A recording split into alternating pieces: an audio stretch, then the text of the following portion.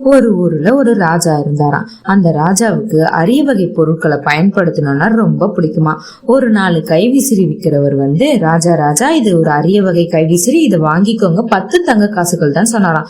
உடனே அரசவையில இருந்த மந்திரியாரு 10 தங்க காசுகளா, ரொம்ப அதிக ராஜான்னு சொன்னது. ராஜா கேட்டாரா, ஏன்பா இவ்வளவு வேலை விற்கிறீங்கன்னு கேட்டதும் அந்த விசிறி விற்கிறவர் சொன்னாராம், இது 20 வருஷம் வரைக்கும் நீங்க பயன்படுத்தலாம், கிழியவே கிழியாது ராஜான்னு சொன்னது. ராஜா சரி வாங்கிட்டாராம்.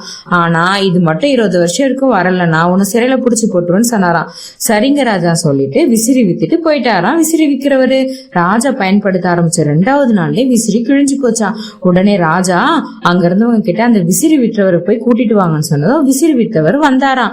வந்தவரு என்ன ராஜா ஆச்சுன்னு கேட்டதும், உன்னோட கை விசிறி கிழிஞ்சு போச்சே 2 நாள்லயே, நீ என்ன சொன்ன 20 வருஷம் வரும்னு சொன்ன இல்லையா, எப்படி கிழிஞ்சதுன்னு கேட்டதும், ராஜா நீங்க எப்படி பயன்படுத்துனீங்க இத அப்படின்னு கேட்டதும் ராஜா சொன்னாராம், விசிறி பயன்படுத்த கூட எனக்கு தெரியாது, கையில எடுத்து இப்படி இப்படி வீசின கிழிஞ்சு போச்சுன்னு சொன்னதும் விசிறி வித்தவர் சொன்னாரா, இதை இப்படி பயன்படுத்த கூடாது ராஜா, விசிறியை கையில வச்சுக்கிட்டு உங்க தலையே தான் இந்த சைடு அந்த சைடும் ஆட்டணும், அப்பதான் காத்து வரும், தெரியாம பயன்படுத்தினது உங்க தப்பு, அதனாலதான் இது கிழிஞ்சு போச்சு அப்படின்னு சொல்லிட்டு வித்தவர் கிளம்பிட்டாரா.